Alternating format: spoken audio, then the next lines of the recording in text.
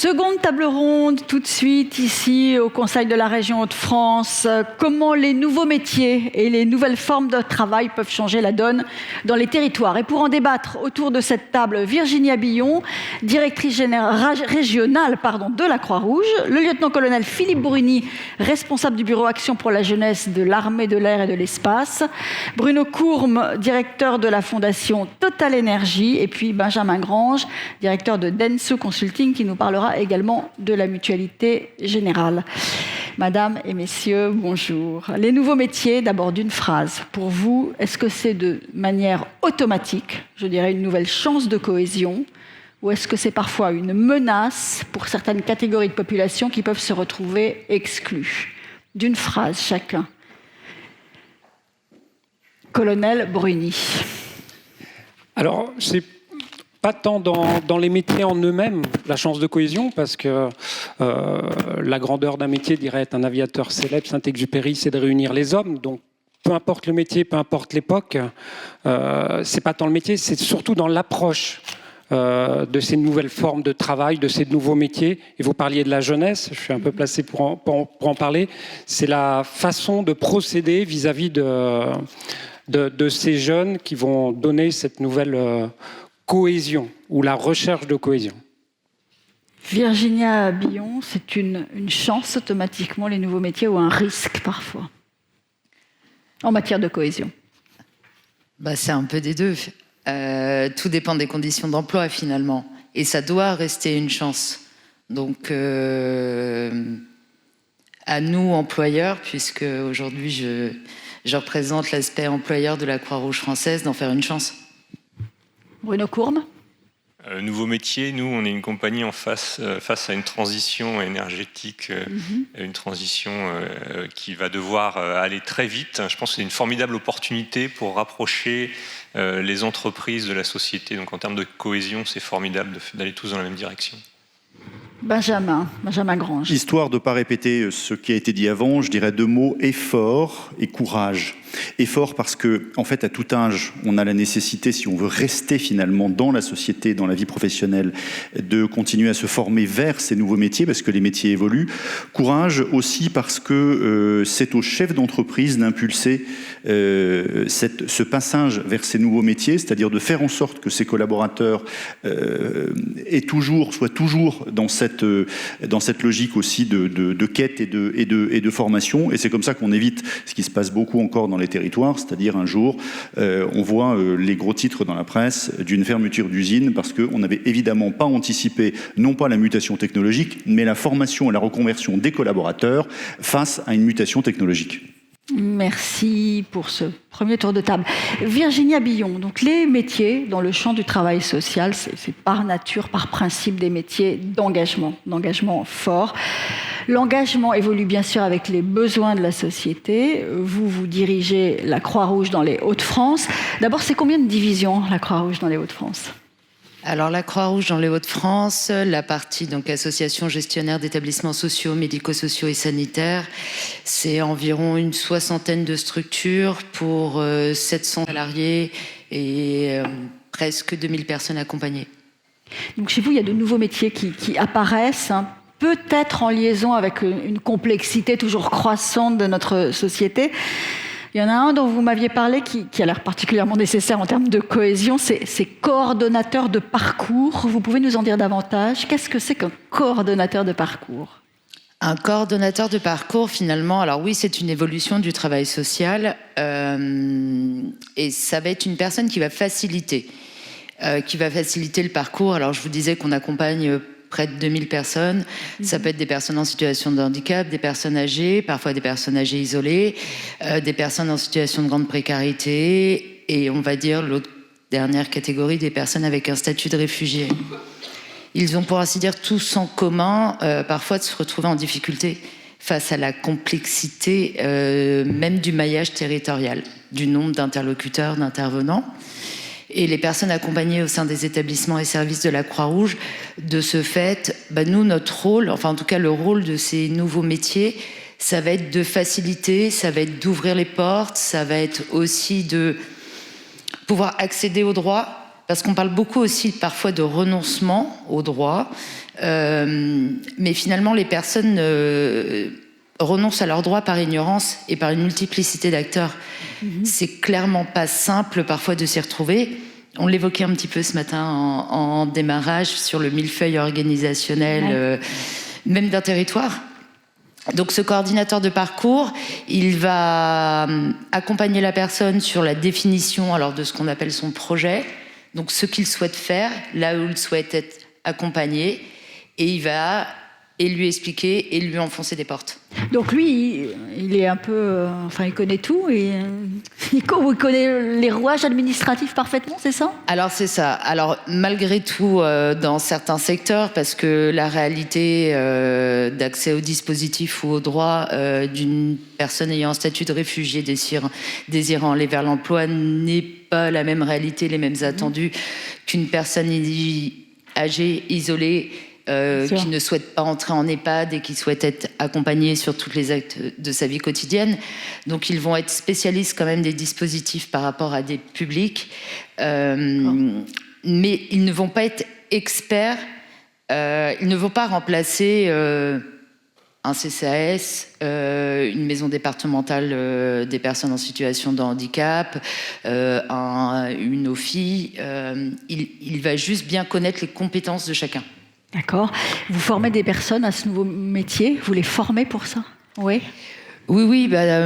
Pour le coup, ça s'inscrit aussi dans une transformation un peu du paysage social, médico-social, avec des structures qui travaillent plus en partenariat.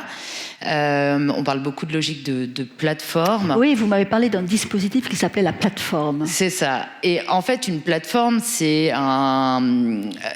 sont des acteurs d'un même territoire qui vont se retrouver pour faciliter les parcours. Et c'est vrai que le coordinateur de parcours va être le grand organisateur ou le grand lion de cette plateforme. Donc, devant les besoins émergents, et les besoins sont tellement nombreux, effectivement, la Croix-Rouge française a développé un programme de formation à ce nouveau métier, donc une formation sur une dizaine de mois qui amène à une qualification. D'accord. Colonel Briand, première table ronde tout à l'heure, on parlait du rôle particulier de l'armée en matière d'inclusion. Depuis 23 ans, vous êtes dans l'armée de l'air, vous êtes spécialiste des ressources humaines. L'armée, c'est par nature un lieu d'inclusion et de cohésion, par nature, intrinsèquement ? Oui, et ce matin a été évoqué différentes périodes en France. Moi, je situerais deux transformations importantes. À la fin des années 90, suspension du service national. Oui. Donc, c'est un changement de paradigme, même pour une catastrophe en termes de cohésion ? Oui, il a fallu faire face à ça et réagir vis-à-vis de ça. Donc oui, pourquoi ? Parce que les jeunes, toute une génération de jeunes gens étaient obligés de venir vers nous. Et ils venaient vers nous, certes de manière obligée, mais il y allait avoir une mobilité territoriale. Et ça a été indiqué par M. Mathias ce matin, la mobilité territoriale est une problématique à l'heure actuelle. Déjà, avec le service national, il y avait une mobilité territoriale. Donc il a fallu se réinventer vis-à-vis de ça. Sa première transformation qui est majeure, et c'était un facteur d'inclusion, on l'avait perdu. Donc il a fallu se réinventer et on s'est réinventé. Et la deuxième transformation, après les années 2000, c'est la réforme du ministère des Armées, avec une empreinte territoriale qui a été changée et des bases aériennes dans les Hauts-de-France qui ont disparu. La base aérienne de Cambrai, la base aérienne de Doullens. Donc il n'y avait plus d'empreinte territoriale et on était facteur d'inclusion et il n'y avait plus de service national. Et vis-à-vis de tout ça, différents dispositifs, il y en a un majeur qui fonctionne actuellement, qui est nouveau. Ont été cités ce matin l'école des Mousses, on a l'école des apprentis techniciens à Saintes, où des jeunes de 16 ans peuvent venir partout en France. Et je parlais d'approche, de forme qui change. Les métiers, c'est une chance, les nouveaux métiers. Ça, il n'y a pas de souci. Et de toute façon, on est tenu à notre mission. Ces nouveaux métiers sont des missions derrière.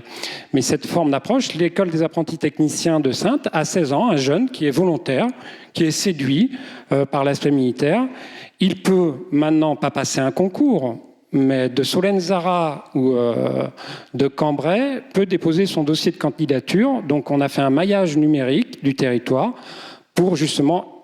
L'année dernière, c'était il y a 2 ans, l'académie, c'était sur la justice sociale, eh bien, on a favorisé cette équité territoriale. Donc ça, c'est le premier aspect. Et on a a été lancé il y a 2 ans, les escadrilles Air Jeunesse. Voilà, c'est peut-être ça dont vous aviez parlé. Oui, tout à fait, pour les 12-25 ans. On n'est pas forcément dans le recrutement. On est dans l'ouverture. Je crois que c'est la jeunesse. Déjà, on s'est posé la question sur cette jeunesse. Quelles sont ses attentes ? Fin de la génération Y, début de la génération Z. Que veulent-ils ? On sait que ce sont des générations connectées. Ouais. Il y a eu des études de mener. Et cette génération Z, elle veut un métier, une mission passionnante. Elle veut un environnement et des gens sympas. Ouais. Pourquoi pas l'armée de l'air, la marine ou l'armée de terre. Voilà. Et elle veut vraiment être dans la découverte. Donc, face à ça, cette génération, cette jeunesse-là, eh bien, on a ouvert des dispositifs qui n'ont rien à voir avec le recrutement. Parce qu'on va parler à des jeunes... C'est de la découverte, en fait. C'est découverte. On va parler à des jeunes qui ont entre 12 et 25 ans. Les premiers âges cités ce matin, c'était 13 ans.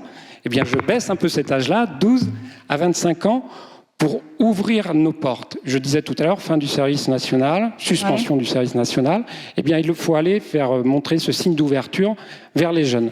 Eh bien, des jeunes de 12 à 25 ans, avec notre problématique de maillage territorial, l'armée de l'air et de l'espace se résume pour vous à un point dans un ciel, ou la base aérienne de Cambrai pour ceux qui ont pu la visiter, qui maintenant a été récupérée. Eh bien, il a fallu faire ce maillage territorial et sans oublier tous les territoires, eh bien, on n'a pas privilégié... Métropole outre-mer, j'imagine. Métropole outre-mer. Métropole outre-mer, exactement. Ces escadrilles Air Jeunesse, pour qui des jeunes de 12 à 25 ans qui veulent découvrir le milieu de l'aéronautique militaire, mais aussi civil, on parlait de partenariat public-privé, je vais vous citer quelques exemples, eh bien, ils vont pouvoir frapper à la porte de l'armée de l'air. Et pour le Hauts-de-France, eh bien... dans quelques semaines maintenant, il y aura une escadrille Air Jeunesse qui sera à Amiens. Voilà, où il n'y a pas de base aérienne. Le rattachement est à la base aérienne de Creil. Voilà, la seule base aérienne des Hauts-de-France. Eh bien, ce jeune, il frappe à cette porte et on va lui faire découvrir. Et il faut avoir cet esprit, c'est comme dans un club de sport ou les associations au Muro, où l'armée de l'air et de l'espace s'est fait connaître il y a quelques années. Eh bien, on va lui faire découvrir... il veut des valeurs partagées avec nous, eh bien, on va lui faire faire du sport et de la cohésion. Il veut une mission passionnante, a été soulignée la solidarité intergénérationnelle ce matin. Eh bien, ils vont faire, pour nous militaires, c'est important, ces jeunes ne sont pas militaires, mais ils auront une combinaison de vol qui sera une tenue propre. Donc voilà, il y a un aspect identitaire là. D'accord. Et on va leur faire découvrir toute l'histoire de l'aéronautique et leur faire participer, en termes de lien social, à toutes les commémorations. À Colombey-les-Deux-Églises, au mémorial, eh bien, c'était des escadrilles Air Jeunesse qui étaient présents. Aux 75 ans de Saint-Exupéry à Nice, c'était des escadrilles Air de Jeunesse. Donc on leur fait partager ces valeurs-là pour simplement de la découverte. Et après, ils feront un parcours qu'on fidélisera peut-être dans l'armée de l'air, mais dans tous les cas, ils pourront avoir un parcours professionnel différent, mais on aura fait cet effort d'inclusion à nos valeurs, et eux, après, pourront rediffuser ça à l'extérieur. Alors ça, c'est les escadrilleurs de la jeunesse. Vous avez aussi ces stages que vous offrez aux collégiens, en fait, enfin, dès le collège. Oui, c'était entre les lignes ce matin. On a parlé de réseau. Bien sûr, le réseau. C'est la même chose, c'est la création d'un réseau. Ouais. On parle de partenariat. Ouais. Il y a un partenariat qui est officiel et des protocoles entre l'éducation nationale et les armées en général. Eh bien, l'armée de l'air, là aussi, ouvre ses portes pour des stagiaires de stagiaires, là aussi, de 3e jusqu'à Bac plus 5. L'armée de l'air, ça peut être de la logistique. Donc, quelqu'un qui est en DUT logistique, eh bien, on lui ouvre nos portes pour être, par exemple, sur la base aérienne d'Orléans avec la 400M et faire son stage, son mémoire sur la logistique et comment on la conçoit, nous, au niveau de l'armée de l'air. Donc, on ouvre nos portes à des stagiaires de 3e à Bac plus 5. C'est une façon d'inclure. Vous évoquiez la suspension, puisqu'il n'est pas, il n'en a pas supprimé le service national, on l'a suspendu. Donc la suspension du service national qui a été remplacée par ces journées de défense citoyenneté, dans lesquelles vous êtes également impliqués. Vous sembliez regretter peut-être un petit peu en termes, en tout cas de capacité de cohésion, le service national tel qu'il existait avant. Est-ce que dans cette durée qui est très brève de journée défense-citoyenneté, ça permet quand même un peu de cohésion, ça permet quelque chose. Alors voilà, c'est pas tant dans le regret de suspension du service national, c'est dans la façon de réinventer, trouver les dispositifs qui vont être gagnants vis-à-vis de la jeunesse. Cette journée de défense-citoyenneté, comme vous le citez, c'est bref. Oui. C'est une journée. C'est ça. La cohésion des êtres humains et l'accueil de personnes, une journée ne suffit pas. C'est un peu du saupoudrage. Donc, il faut vraiment aller plus loin dans ces dispositifs. Et il y a une réforme en cours sur la journée de défense-citoyenneté qui devrait être une journée de défense-mémoire et un service national universel qui va être proposé. Eh bien, nous, justement, au niveau de l'armée de l'air, on a proposé ces escadrilles Air Jeunesse qui sont comme des clubs de sport. On vient le mercredi, on vient le samedi, on se fixe des projets. On va valoriser leur parcours de ces jeunes de 12 à 25 ans avec un programme bien ciblé. Et là, on n'est pas sur une journée. On va leur dire, tiens, tu es à ta 2e année, on va te proposer de passer ton brevet de téléopérateur de drone, niveau 1, comme on peut passer dans le civil. On va te proposer de passer le brevet d'initiation aéronautique. Parler de partenariat, il existe déjà entre l'éducation nationale, l'armée de l'air et de l'espace, et les aéroclubs, la Fédération française d'aéronautique. Donc on va leur proposer tout ça. Donc là, on est plus dans le temps. Le temps est une notion qui a été évoquée ce matin. Il ne faut pas être dans le temps bref. On n'est plus dans le temps obligatoire du service national. Et non, on est dans un temps intermédiaire où on ouvre les portes pour des jeunes volontaires pour partager nos valeurs. Merci. On va s'interrompre un petit instant pour essayer cette fois d'avoir Thierry Fouquet, M, la constellation. Et bien le voilà, il vient physiquement en plateau pour nous présenter les ateliers. Ça va être plus simple. Voilà, donc pendant ces 2 séances plénières, des ateliers ont en ce moment lieu, des ateliers d'intelligence collective sur des questions extrêmement concrètes qui vont être évoquées par 4 personnes que je vais appeler maintenant. Merci d'accueillir Johan Mascar, Elmadani Oulkebir, David Lebars. Vous pouvez les applaudir parce qu'ils ont consacré une matinée à cette académie, et Xavier Brossier, voilà, qui arrive tous les 4. Alors évidemment, ils ne vont pas pouvoir le dire, mais moi je vais le dire. Il y a une toute petite déception, c'est que, vous savez, l'Académie Sinopia, c'est des bénévoles qui s'engagent, qui organisent depuis des mois cet événement. Il y a des gens qui s'inscrivent aux ateliers et qui ne viennent pas. Et ça, c'est vraiment une maladie de l'engagement. Je ne sais pas si vous le rencontrez, vous, lorsque vous organisez des choses. Et c'est un petit peu désagréable pour des gens qui ont décidé de passer leur matinée avec nous. Mais peu importe, c'est pas la quantité qui fait, c'est la qualité, on le verra tout à l'heure. Puisque là, en fait, ce qu'ils vont simplement partager, c'est les 4 questions avec lesquelles ils sont venus ce matin, et des gens qui ne se connaissent pas sont en train de travailler sur les questions qu'ils leur ont posées. Et vers 12h30 tout à l'heure, ils vont aller à la rencontre des groupes qui vont leur proposer des solutions concrètes aux questions qu'ils vont maintenant nous livrer. Alors, n'hésitez pas, si ça vous donne envie aussi, vous, participants, entre midi et 2, si vous êtes encore avec nous, de leur apporter du soutien, de la méthode, des soutiens financiers, pourquoi pas. En tout cas, ils seront à votre disposition. On va commencer avec Xavier. Alors, la difficulté, c'est que c'est 4 personnes passionnées, et il va falloir qu'on tienne en 1 minute. Xavier, fondateur de La Pioche, une entreprise à but d'emploi. En 30 secondes, c'est quoi ? Une entreprise à but d'emploi, La Pioche, c'est une initiative qui est là pour donner la force et le pouvoir et mettre en lumière les initiatives des habitants des quartiers en leur donnant un droit à l'emploi et en changeant le quartier grâce à eux. Donc on embauche les gens sans condition et on réfléchit avec eux en tant qu'experts de leur quartier pour développer des activités utiles au territoire qui ne sont pas forcément développées par d'autres parce qu'on est sur des activités qui ne sont pas source de rentabilité donc, ou qui n'existaient pas dans les missions de service public. Et ben voilà, nous on se dit le potentiel est là, l'envie est là, on y va et on crée avec des gens qui sont dans le quartier. Et ben on est passé de 4 à 25 en un an et ça continue. Et alors, est-ce que tu peux simplement nous partager le projet absolument génial, parce qu'on parle souvent des entrepreneurs, moi j'ai envie de parler des entrepreneurs sociaux, parce que Xavier en fait partie. Ce projet est absolument génial. S'il y a des gens de la MEL ou des acteurs du territoire qui sont dans cette salle, vous allez pouvoir lui apporter votre soutien, de la méthode, des idées, n'hésitez pas. Là aussi, en 30 secondes, Xavier, ce magnifique projet, parle-nous-en.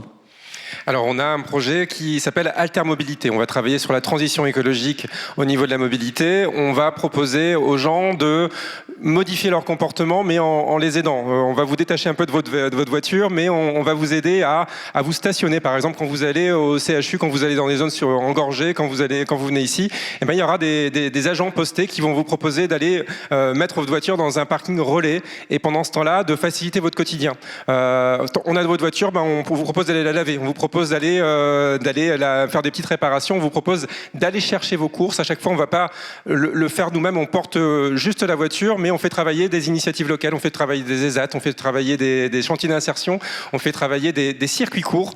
Et puis, on vous rapporte tout ça à la fin de la journée. On vous décharge de tout ce qui prend du temps pour que vous vous concentrez sur l'essentiel. Et nous, ben, on crée des emplois grâce à ça. On valorise les initiatives locales.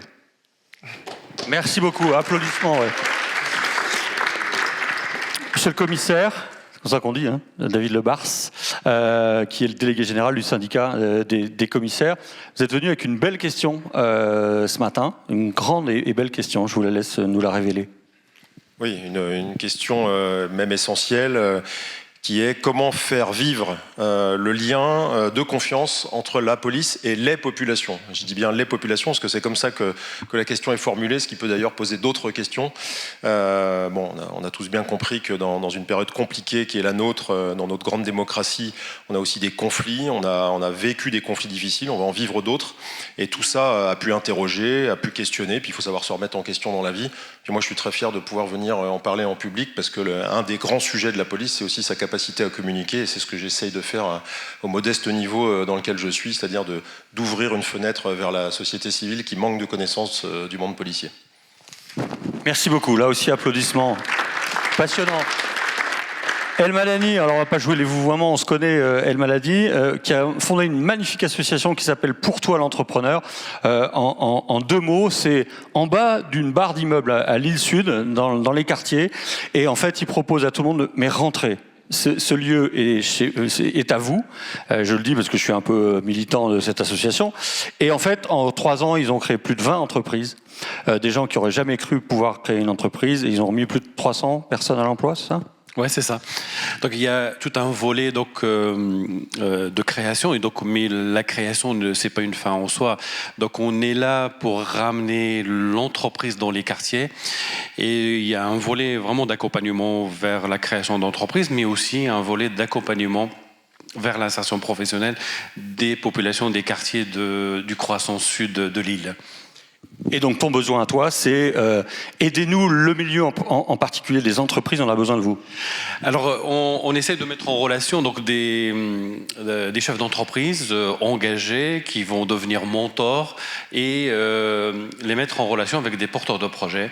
On a vraiment des pépites et des très très projets dans les quartiers, et des fois un petit coup de pouce ou un accompagnement vraiment sous forme de mentorat peut réaliser. Donc on a des très très belles réussites en matière de création. Alors Fedmi, c'est une très très belle histoire. En fait, c'est un livreur Uber Eats qui livrait les repas pour Uber Eats, et il a décidé de créer sa propre entreprise, et donc il a compris le système. Et donc aujourd'hui, il a créé une plateforme de livraison de repas, mais de courses. Alors c'est vrai que son entreprise a connu une belle croissance pendant le confinement, et donc il a réussi à faire de l'inclusion dans l'insertion des personnes qui recrutent dans sa boîte, mais aussi apporter de la RSE, sujet majeur de cette matinée, en rémunérant mieux ses salariés tout en proposant un service meilleur pour sa clientèle. Et ça, c'est né dans le quartier. Et c'est quelqu'un qui jamais, il nous a dit, j'étais livreur, jamais j'aurais cru monter cette boîte. Ils sont aujourd'hui tremplin, ils sont montrés chez Oratech comme vraiment un exemple. En France, vous en entendrez parler. Ils sont pour l'instant dans les Hauts-de-France, mais ils vont être partout en Europe dans quelques mois. Super. Merci. C'était El Madani Oulkebir pour toi l'entrepreneur. Et Johan, là aussi, vieux complice, Sport dans la ville, c'est une association nationale, mais comme souvent, elle est très représentée dans les Hauts-de-France, et ça marche, ça cartonne dans les Hauts-de-France, c'est le directeur régional. Là aussi, avec quelles questions tu es venu ce matin, Johan ? Alors nous, oui, effectivement, on crée des terrains de sport dans les quartiers prioritaires pour favoriser l'insertion des jeunes, la création d'entreprises, l'emploi. On commence à 6 ans, on est sur Lille, Roubaix, Lens, Valenciennes, on se développe beaucoup. Et là, on essaime un programme qui s'appelle Passe décisive le mois prochain, qu'on a développé à Marseille, à Lyon et à Paris, qui consiste à aller sourcer des invisibles, des NEETs, comme on dit, des décrocheurs dans les quartiers prioritaires, pour leur créer des parcours de remobilisation en travaillant sur différentes problématiques et avec du sport. Et l'idée, c'est de les aider, les accompagner vers la formation, l'emploi ou les services de l'emploi. Et là, tu pourrais avoir besoin de quoi ? On a besoin de trouver des jeunes et de financement pour ouvrir des terrains et financer ce programme. On a un projet d'ouvrir un terrain à Tourcoing, à Mont-Saint-Barreul. Donc on a plein de projets en ce moment. Donc on cherche des entreprises pour nous aider à mentorer ces jeunes et à trouver les financements pour ouvrir de nouveaux centres. Voilà, merci. Merci encore à tous les 4 d'avoir passé du temps, et on reviendra en fin d'après-midi pour voir le résultat des groupes qui ont travaillé sur ces magnifiques questions. Merci à vous. Merci. Voilà. Merci Thierry, merci à tous les 4. On reprend le cours de notre table ronde sur les nouveaux métiers et les nouvelles formes de travail. Avec peut-être vous, Bruno Courme, directeur de la Fondation Total Énergie. D'abord, vous avez une forte expérience à l'international. Avant de diriger la Fondation Total, vous avez fait énormément de choses dans votre vie, vous avez occupé des postes dans différents pays. Est-ce que la conception qu'on a de la cohésion et du rôle des territoires est différente selon les pays du monde dans lesquels vous vous êtes déplacés, dans lesquels vous avez eu l'occasion de travailler ? Peut-être d'abord pour répondre à votre question, dire que le programme Total Energy Foundation, qui couvre d'ailleurs les activités de la Fondation, qui est un programme mondial, il s'applique dans les 130 pays où la compagnie Total Energy est présente. Donc effectivement, on a beaucoup d'expositions à l'international au cours de nos carrières. Et il a 2 fils rouges, ce programme, la jeunesse et le développement des territoires d'ancrage de la compagnie. Donc on est exactement au cœur de ce que vous dites. Et donc oui, la cohésion, c'est commun à tous ces territoires. Après, les solutions qu'on va apporter peuvent dépendre. Et on est présent en particulier dans les territoires français, et on voit aussi que selon les territoires, les solutions à apporter ou qu'on peut proposer varient également. Donc un sujet commun et parfois des solutions. D'accord. Alors vous agissez beaucoup sur les questions de formation, notamment de formation de jeunes, c'est ça ? Alors, oui, effectivement, et c'est directement en lien avec le sujet de la cohésion. Bon, ça a été dit tout à l'heure, l'éducation et la formation sont clés pour réussir la cohésion dans les territoires.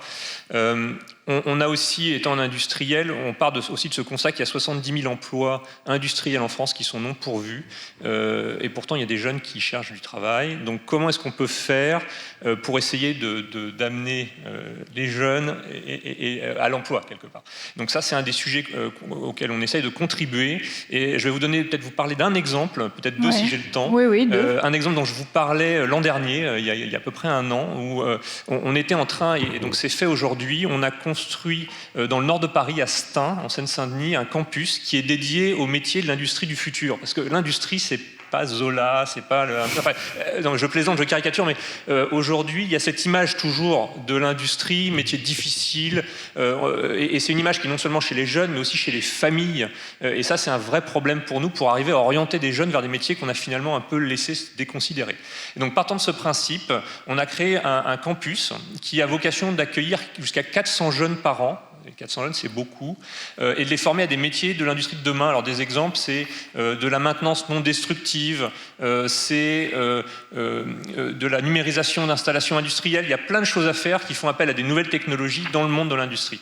Et on a construit un bâtiment qui est beau, parce qu'on pense qu'aussi mettre à disposition des jeunes des choses qui sont belles, c'est important, et qu'en retour, ils respectent les choses. Et des méthodes pédagogiques innovantes. On ne cherche pas à se substituer à l'éducation nationale, c'est surtout pas notre rôle en tant qu'entreprise. En revanche, on peut essayer d'apporter des compléments pour des jeunes qui n'ont pas trouvé leur voie dans le système classique. Et donc l'idée, c'est quoi ? C'est que ces jeunes, ils peuvent venir, ils n'ont pas de conditions de diplôme, c'est sur la motivation uniquement, et ils viennent au fil de l'eau. C'est-à-dire que ce n'est pas une promotion en septembre, parce qu'on s'est rendu compte que les jeunes, si on les sourçait, au bout d'un moment, on les perdait. Donc qu'est-ce qu'il fallait faire? Il faut qu'ils puissent rentrer en permanence. Donc ils rentrent tous les mois. Donc tous les mois, on a une nouvelle cohorte, qui n'est pas très grosse, mais au moins c'est donc étalé sur l'année, avec dans l'idée de redonner à ces jeunes une formation et qu'ils puissent trouver un emploi derrière. Donc ça, c'était un premier exemple. Si j'ai encore un... Oui, allez-y, ce sont des jeunes de volontiers. 18 à 25 ans, de toute origine, tout diplôme, sans diplôme. Et donc, peut-être pour finir quand même sur ce sujet, pour faire le lien avec les territoires, il n'a pas vocation uniquement à recruter en Seine-Saint-Denis, mais dans la France entière. Et on est confronté exactement au problème qui a été soulevé ce matin à 2 reprises, qui est qu'il y a cette barrière mentale pour les jeunes de quitter leur territoire pour aller en région parisienne, et pour revenir éventuellement après ou parvenir. Et ça, c'est un vrai sujet auquel nous, on est confrontés. On met un internat à disposition, ils ont des chambres, enfin, c'est pas le sujet n'est pas... ils sont rémunérés, donc le sujet, il n'est pas là, il est psychologique, en fait. Psychologique. C'est comment j'ose et comment ma famille m'accompagne, mon entourage m'accompagne aussi, parce que c'est peut-être pas une démarche. Voilà. Donc ça, c'est un vrai sujet. J'étais très intéressé par les commentaires qui ont été faits ce matin sur ce point-là. Et mon deuxième exemple, si je prends encore... Allez-y. Avec plaisir. J'étais hier au Havre, on a inauguré une nouvelle école de production. Et pour moi, c'est un exemple formidable, ces écoles de production, dont je vais vous dire un mot, parce que c'est jeunesse et territoire. C'est des écoles qui s'adressent à des jeunes de 15 à 18 ans, qui ne sont pas faits pour être en classe, derrière un tableau avec un prof qui leur fait un cours magistral. Et ces écoles, elles font quoi? Elles leur donnent la possibilité d'apprendre un métier. Alors là, c'est de l'industrie plus traditionnelle, c'est de la chaudronnerie, c'est de la métallerie, mais c'est dans les vieux pots qu'on fait les meilleures recettes, les meilleurs plats. En fait, ils apprennent dans l'école sur des machines. Et donc, nous, notre rôle, et avec d'autres financeurs, on n'est pas les seuls, il y a Air Liquide aussi, on finance les investissements, notamment, pour qu'il y ait des machines qui coûtent quand même assez cher, dans ces écoles, sur lesquelles les jeunes se forment. Et donc, ils apprennent un métier, et une des particularités, qui, à mon avis, est très importante dans ce modèle d'école, c'est qu'il se construit autour d'un tissu d'entreprises locales qui passent des commandes à l'école. Et la clé, elle est là, parce que, en fait, les jeunes, ils se forment sur des vraies commandes. Et donc, du coup, il y a une notion de respect, de valeur au travail qu'ils font. Ils ne font pas un exercice qui va finir à la poubelle. Oui, c'est pas l'école. Ils font une commande et il va y avoir un financement de l'école. Voilà. Donc, 2 exemples, à mon avis, sur des modèles formidables pour rétablir de la cohésion grâce à l'éducation et la formation dans les territoires. La cohésion, c'est aussi vos collaborateurs. J'imagine qu'avec les nouveaux métiers, la nouvelle manière de travailler, il y a des attentes différentes. Alors effectivement, c'est quelque chose qu'on voit évoluer, des attentes différentes de nos collaborateurs, notamment en ce qui concerne la possibilité de s'engager. Et alors on a cette chance chez Total Energy d'avoir mis en place un programme qui permet à chaque collaborateur de la compagnie de dédier jusqu'à 3 jours par an. Rapprochez un tout petit peu votre micro, on me demande. Voilà. De pouvoir dédier jusqu'à 3 jours par an sur son temps de travail à soutenir une association d'intérêt général. Donc c'est un programme qu'on a déployé dans le monde entier. Aujourd'hui, on est dans 84 pays, on est en France. Et ce qui est formidable, c'est que ce programme, les associations doivent être locales. Donc l'idée, c'est quoi? C'est que le collaborateur peut s'engager dans le tissu associatif autour de son site de travail. Donc ça crée du lien, à nouveau, entre la société civile, entre des bénéficiaires qu'on a besoin, et le site où le collaborateur travaille. Et ça fait partie des choses un petit peu nouvelles qu'on voit se développer. On n'est pas les seuls à faire ça, bien entendu, mais qu'on voit se développer aujourd'hui dans le monde de l'industrie, et cette volonté d'ouvrir des portes entre l'industrie et la société civile. Merci, bravo. Benjamin Grange, avant d'évoquer le flex office à travers l'expérience de la Mutuelle Générale, je voudrais vous poser 2-3 questions un peu plus générales. Le travail a évolué dans ses modalités et la crise sanitaire laisse une empreinte très profonde dans nos modes de vie, dans nos rythmes de travail aussi, avec aussi un dépeuplement des grandes métropoles. On s'aperçoit on part de Paris pour aller s'installer un petit peu plus loin, pour retrouver un certain art de vivre, avec un repeuplement des territoires. Est-ce que c'est une nouvelle chance pour eux de recréer de nouvelles formes de cohésion ? Alors, la nouvelle chance, on a beaucoup parlé de la cohésion en regardant évidemment toutes les minorités, il faut aussi regarder les majorités. Et c'est comme ça d'ailleurs qu'on arrive à faire sens, c'est-à-dire la réunion de tout le monde. Et dans les territoires, ces nouveaux modes de travail, c'est une vraie chance. Prenons juste un chiffre pour illustrer ça. Quand on regarde l'Île-de-France, entre les populations les plus riches et les populations les moins riches, il y a un rapport de 4,6. Je prends de l'autre côté, en bas de l'échelle, alors c'est évidemment pas les territoires de Hauts-de-France, c'est le territoire des Pays de Loire, on est à 2,8. Donc en d'autres termes, on peut se dire que On a un territoire des Pays de Loire qui est un territoire qui est peu inégalitaire, d'accord, et très inégalitaire évidemment pour l'Île-de-France, mais on peut aussi dire qu'il y a une différence de richesse entre ces territoires type les Pays de Loire et puis l'Île-de-France qui est important. Et donc ces nouvelles formes de travail, c'est aussi un moyen de pouvoir faire repartir en fait dans les territoires avec des gens qui sont, je dirais, avec des rémunérations souvent de l'Île-de-France vers les territoires, et ça c'est vraiment une chance. N'oublions pas que le point d'inégalité économique entre les territoires a été l'un des facteurs qui, après coup, a donné lieu ou a alimenté très fortement le Brexit. Alors, on va prendre l'exemple que vous avez envie de développer, celui de la mutualité générale, donc de nouveaux métiers, et notamment le flex office. Le flex office, c'est en fait une organisation de son espace de travail qui va changer radicalement. Vous pouvez nous expliquer les principes, à quelle philosophie ça obéit, et puis comment ça marche? Et est-ce que ça marche? Oui, heureusement, ça marche.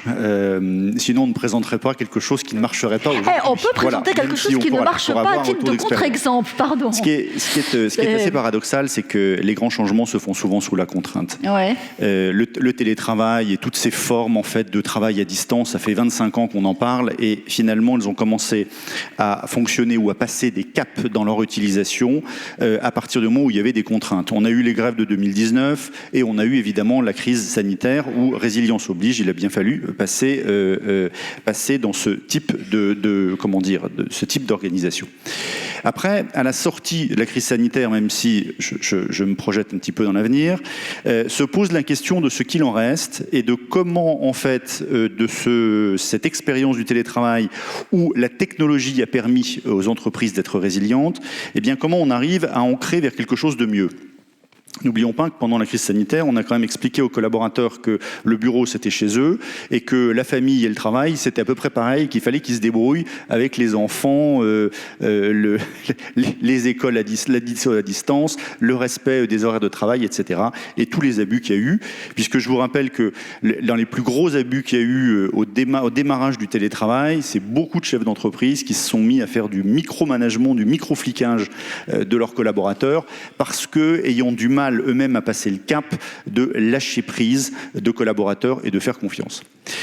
L'expérience de la Mutuelle Générale est assez emblématique parce que, au lieu de dire en sortant finalement de cette phase et presque dans le retour à la normale ou à une certaine forme de normalité, plutôt que de dire nous on va considérer que on décrète que c'est 2 jours par semaine au bureau et 3 jours en télétravail ou l'inverse, comme c'est fait dans beaucoup d'entreprises, eh bien, pour aller chercher finalement la motivation des collaborateurs, eh bien, on va les laisser choisir.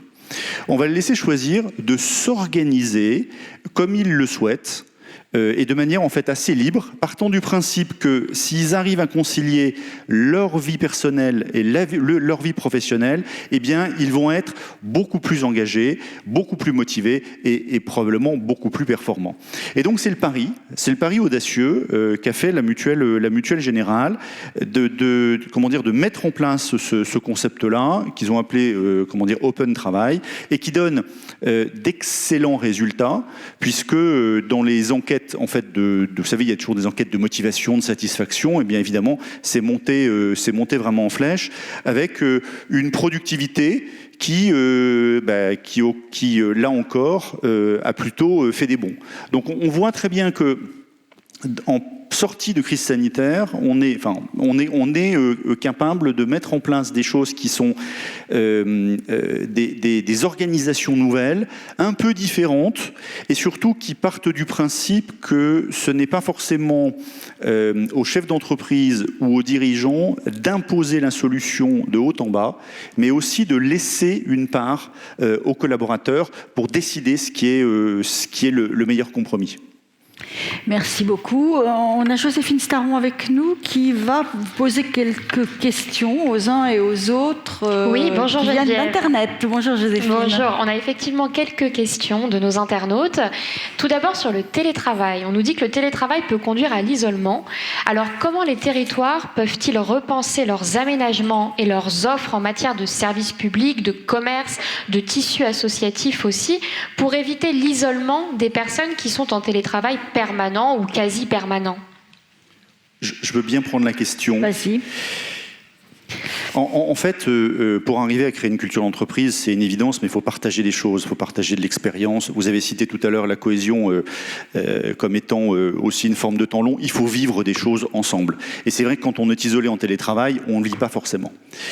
Il y a une nouvelle pensée dans l'organisation des cités et de la ville que de mettre en place des tiers-lieux de télétravail qui permettent d'avoir une ville du quart d'heure où on n'a jamais plus qu'un quart d'heure à pied pour arriver à rejoindre un centre d'affaires partagé où peut-être qu'on va retrouver du Total Energy, peut-être qu'on va retrouver du Orange, peut-être qu'on va trouver d'autres entreprises où chaque fois il y a un ou deux collaborateurs qui viennent travailler une demi-journée, une journée, et en tout cas qui sont ensemble.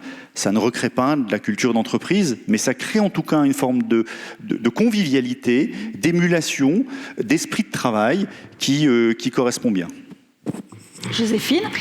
Autre question, quels sont les leviers qu'un territoire peut actionner pour donner envie à des entreprises qui proposent les nouveaux métiers de venir s'y installer ?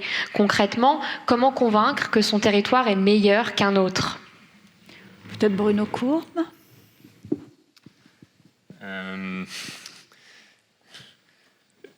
Je pense que ça va être très lié au business et à l'activité de l'entreprise.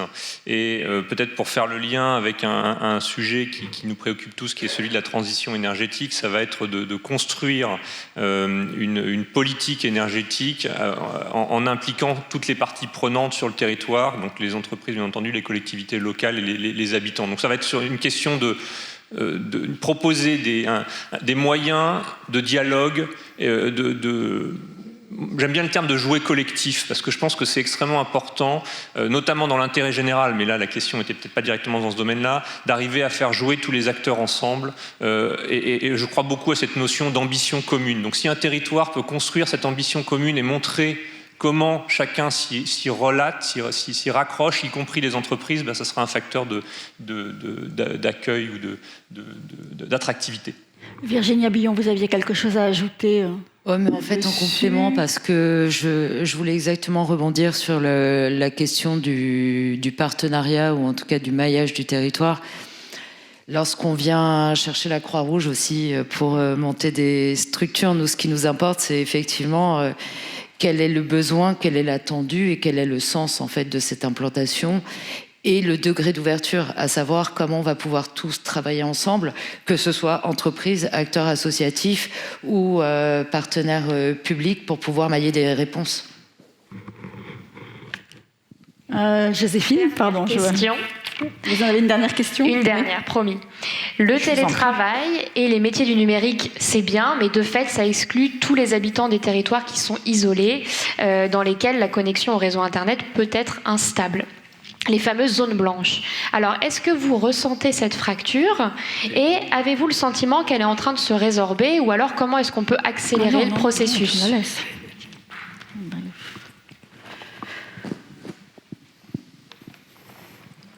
Si personne ne prend la parole, je vais meubler. Peut-être sur le numérique, alors je vais répondre indirectement à la question. Le numérique, ça rapproche et ça éloigne. Et donc, ce n'est pas non plus la solution ultime à tous les sujets. Je vais prendre un exemple. On a beaucoup, en tant qu'entreprise, on essaye d'accueillir des jeunes en stage de 3e. Ça a été très compliqué pendant la crise Covid. Et on a des associations qui ont réussi à surfer sur ce sujet en proposant des stages, en faisant intervenir les collaborateurs à distance. Et en fait, elles ont construit un système qu'elles vont maintenir maintenant que les stages peuvent à nouveau avoir lieu, parce qu'elles se sont rendues compte qu'on arrivait à connecter beaucoup plus de collaborateurs que dans une visite de stage d'entreprise où finalement les collaborateurs n'ont qu'une vision très très parcellaire. Donc je pense qu'il ne faut pas, pour essayer de revenir à la question, vouloir tout faire passer par le numérique. La question de la présence physique est clé et doit rester clé. Peut-être un deuxième éclairage qui fait partie aujourd'hui du paradigme des entreprises. En 2016, on avait fait une étude qui était de voir quels sont les patrons du CAC 40 qui étaient connus des jeunes. Donc, on avait fait une étude classique, représentative, et en fait, il se trouve qu'il y avait à peine 50% des jeunes qui connaissaient les patrons du CAC 40 et qui avaient même une bonne image de leur entreprise ou de l'entreprise dans laquelle ils travaillaient. Alors par jeune, on entendait 25-35 ans, donc tout le monde était à peu près à la même enseigne. C'est un vrai sujet. C'est un vrai sujet parce qu'aujourd'hui, le paradigme de la jeunesse a un peu changé et il y a plus de potentiel dans leur manière de penser à créer de choses nouvelles qu'à s'inscrire dans le modèle d'une entreprise qui est déjà créée. Et donc ça veut dire que dans l'économie d'un territoire, dans l'attractivité d'un territoire, la capacité en fait à avoir ce qu'on appelle ces incubateurs, tous ces centres où on peut arriver à faire éclore un certain nombre de projets, c'est aussi un moyen de créer une forme d'inclusion, correspondant à une certaine population, mais qui fait société quand on les mène à grande échelle. Colonel Bruni, vous partagez au niveau de l'armée ce que vient de dire Benjamin Grange. Il y a un potentiel supérieur chez les jeunes à créer des choses nouvelles, qu'à s'inscrire dans l'existant. Oui, je vous ressentez ça? Le changement de paradigme chez les jeunes est là. Et justement, on va leur donner, en les accueillant, nous, on va leur donner la possibilité de créer. On passe même d'un stade en formation de passivité, à quelque chose d'interactif. Et jusqu'à la créativité. Quand je reprends sur l'exemple des escadrilles jeunesse, pour ces jeunes de 12 à 25 ans, eh bien, à l'âge de 19 ans, on va leur proposer de faire du leadership et leur capacité, c'est en projet, donc de créer eux-mêmes un avion.